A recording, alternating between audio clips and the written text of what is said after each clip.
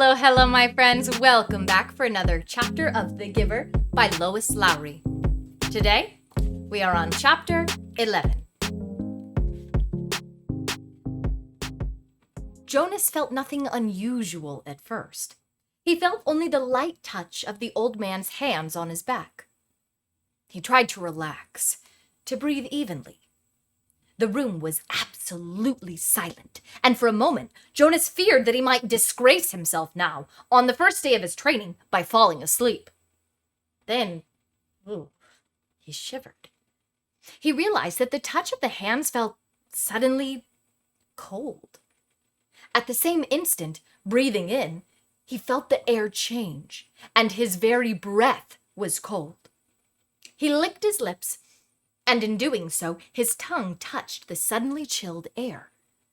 It was very startling, but he was not at all frightened now. He was filled with energy, and he breathed again, feeling the sharp intake of frigid air. Now, too, he could feel cold air swirling around his entire body. He felt it blow against his hands where they lay at his sides, and over his back. The touch of the man's hands seemed to have disappeared. Now, he became aware of an entirely new sensation. Pinpricks? No, because they were soft and without pain. Tiny, cold, feather-like feelings peppered his body and face. He put his tongue out again and caught one of the dots of cold upon it. It disappeared from his awareness instantly, but he caught another and another. The sensation made him smile. One part of his consciousness knew that he was still lying there on the bed in the annex room. Yet another, separate part of his being was upright now, in a sitting position, and beneath him he could feel that he was not on the soft decorated bed covering at all, but rather seated on a flat, hard surface. His hands now held, though at the same time they were still motionless at his sides, a rough, damp rope. And he could see, though his eyes were closed.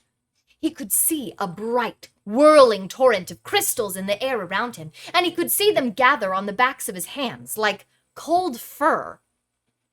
His breath was visible. Beyond, through the swirl of what he now, somehow, perceived was the thing the old man had spoken of. Snow. He could look out and down a great distance. He was up high someplace. The ground was thick with the furry snow, but he sat slightly above it, on a hard, flat object. Sled, he knew abruptly. He was sitting on a thing called sled, and the sled itself seemed to be poised at the top of a long extended mound that rose from the very land where he was. Even as he thought the word mound, his new consciousness told him hill. Then the sled, with Jonas himself upon it, began to move through the snowfall, and he understood instantly that now he was going downhill. No voice made an explanation. The experience explained itself to him. His face cut through the frigid air as he began the descent, moving through the substance called snow on the vehicle called sled, which propelled itself on what he now knew without doubt to be runners. Comprehending all of those things as he sped downward, he was free to enjoy the breathless glee that overwhelmed him. The speed, the clear, cold air, the total silence, the feeling of balance and excitement and peace. Then, as the angle of the incline lessened, as the mound, the hill, flattened, nearing the bottom, the sled's forward motion slowed. The snow was piled now around it, and he pushed with his body, moving it forward, not wanting the exhilarating ride to end. Finally, the obstruction of the piled snow was too much for the thin runners of the sled, and he came to a stop. He sat there for a moment, panting, holding the rope in his cold hands. Tentatively, he opened his eyes. Not his snow hill sled eyes, for they had been open throughout the strange ride. He opened his ordinary eyes and saw that he was still on the bed and that he had not moved at all. The old man, still beside the bed, was watching him. "How do you feel?" he asked. Jonas sat up and tried to answer honestly. "Surprised," he said after a moment. The old man wiped his forehead with his sleeve. "Oh," he said, "it was exhausting, but, you know, even transmitting that tiny memory to you, I think it lightened me just a little." "Do you mean you did say I could ask questions?" The man nodded, encouraging his question. "Do you mean that now you don't have the memory of it? Of that ride on the sled anymore?" "That's right. A little weight off this old body." "Oh, but it was such fun! And now you don't have it anymore. I took it from you." But the old man laughed. "All I gave you was one ride on one sled, on one snow, on one hill. I have a whole world of them in my memory. I could give them to you one by one 1,000 times, and there would still be more." "Are you saying that I mean, we could do it again?" Jonas asked. "I'd really like to. I think I could steer by pulling the rope. I didn't try this time because it was so new." The old man, laughing, shook his head. "Maybe another day for a treat, but there's no time, really, just to play. I only wanted to begin by showing you how it works. Now," he said, turning businesslike, "lie back down.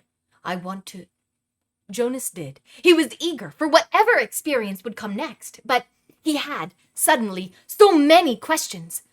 "Why don't we have snow and sled and hills?" he asked. "And when did we, in the past? Did my parents have sleds when they were young? Did you?" The old man shrugged and gave a short laugh. "No," he told Jonas. "It's a very distant memory. That's why it was so exhausting. I had to tug it forward from many generations back. It was given to me when I was a new receiver, and the previous receiver had to pull it through a long time period too." "But what happened to those things? Snow and the rest of it?" "Climate control. Snow made growing food difficult, limited the agricultural periods, and unpredictable weather made transportation almost impossible at times. It wasn't a practical thing, so it became obsolete when we went to Sameness. And hills, too," he added. "They made conveyance of goods unwieldy. Trucks, buses slowed them down, so—" He waved his hand as if a gesture had caused hills to disappear. "Sameness," he concluded. Jonas frowned. "I wish we had those things still. Well, just now and then." The old man smiled. "So do I," he said, "but that choice is not ours." "But, sir," Jonas suggested, "since you have so much power—" The man corrected him. "Honor," he said firmly. "I have great honor. So will you. But you will find that is not the same as power. Lie quietly now. Since we've entered into the topic of climate, let me give you something else. And this time, I'm not going to tell you the name of it, because I want to test the receiving. You should be able to perceive the name without being told. I gave away snow and sled and downhill and runners by telling them to you in advance." Without being instructed, Jonas closed his eyes again. He felt the hands on his back. He waited. Now it came more quickly, the feelings. This time the hands didn't become cold, but instead began to feel warm on his body. They moistened a little. The warmth spread, extending across his shoulders, up his neck, onto the side of his face. He could feel it through his clothed parts, too, a pleasant, all-over sensation. And when he licked his lips this time, the air was hot and heavy. He didn't move. There was no sled. His posture didn't change. He was simply alone someplace, out of doors, lying down, and the warmth came from above. It was not as exciting as the ride through the snowy air, but it was pleasurable and comforting. Suddenly, he perceived the word for it. Sunshine. He perceived that it came from the sky. Then it ended. Sunshine, he said aloud, opening his eyes. Good. You did get the word. That makes my job easier. Not so much explaining. And it came from the sky. That's right, the old man said. Just the way it used to. Before sameness, before climate control, Jonas added. The man laughed. You receive well and learn quickly. I'm very pleased with you. That's enough for today, I think. We're off to a good start. There was a question bothering Jonas. Sir, he said, the chief elder told me, she told everyone, and you told me too, that it would be painful. So I was a little scared, but it didn't hurt at all. I really enjoyed it. He looked quizzically at the old man. The man sighed. I started you with memories of pleasure. My previous failure gave me the wisdom to do that. He took a few deep breaths. Jonas, he said, it will be painful, but it need not be painful yet. I'm brave. I really am. Jonas sat up a little straighter. The old man looked at him for a moment. He smiled. I can see that, he said. Well, since you asked the question, I think I have enough energy for one more transmission. Lie down once more. This will be the last today. Jonas obeyed cheerfully. He closed his eyes, waiting, and felt the hands again. Then he felt the warmth again, the sunshine again, coming from the sky of his other consciousness that was so new to him. This time, as he lay basking in the wonderful warmth, he felt the passage of time. His real self was aware that it was only a minute or two, but his other, memory-receiving self felt hours pass in the sun. His skin began to sting. Restlessly, he moved one arm, bending it, and felt a sharp pain at the crease of his inner arm and his elbow. Ouch, he said loudly, and shifted on the bed. Ow, he said, wincing at the shift, and even moving his mouth to speak made his face hurt. He knew there was a word, but the pain kept him from grasping it. Then it ended. He opened his eyes, wincing with discomfort. It hurt, he told the man, and I couldn't get the word for it. It was sunburn, the man told him. It hurt a lot, Jonas said, but I'm glad you gave it to me.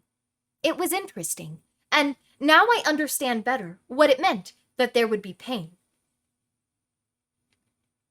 The man didn't respond. He sat silently for a second. Finally, he said, Get up now. It's time for you to go home. They both walked to the center of the room. Jonas put his tunic back on. Goodbye, sir, he said. Thank you for my first day. The old man nodded to him. He looked drained and a little sad. Sir, Jonas said shyly. Yes? Do you have a question?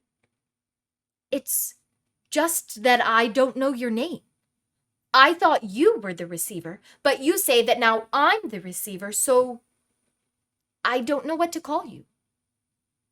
The man had sat back down in the comfortable upholstered chair. He moved his shoulders around as if to ease away an aching sensation. He seemed terribly weary. "Call me the giver," he told Jonas. And that ends Chapter 11. Catch us back next time for Chapter 12.